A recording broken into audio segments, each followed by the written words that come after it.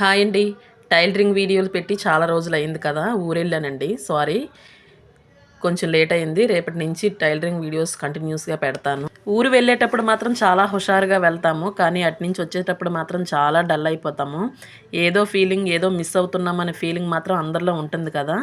నాకు మాత్రం ఓ 2 రోజుల వరకు ఆ ఫీలింగ్ కంటిన్యూ చేస్తాను. తర్వాత మళ్ళీ అలవాటయిపోతుందిక్కడ. మన ఊరు నుంచి వచ్చే వాళ్ళందరికీ ఇలాగే అనిపిస్తుంది కదా! పండగ ముందు ఒక పైపింగ్ వీడియో పెట్టాను. దానికి చాలా మంచి రెస్పాన్స్ ఇచ్చారు. చాలా చాలా థాంక్స్ అండి.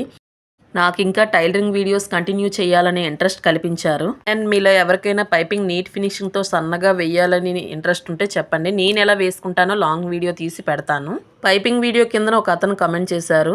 అసలు ఈ వీడియోలో పెద్ద టెక్నిక్ ఏముందని. నిజమేనండి. ఆ వీడియోలో పెద్ద టెక్నిక్ ఏం నేను చెప్పలేదు. కానీ కొత్తగా టైలరింగ్ చేసేవాళ్ళు ఖచ్చితంగా పైపింగ్ వేసుకోవడం మాత్రం నేర్చుకోండి. ఇప్పుడు అంత వాల్యూ ఉంది పైపింగ్ అని చెప్పానండి. నేనేం నెగెటివ్‌గా తీసుకోలేదు. Thank you for watching.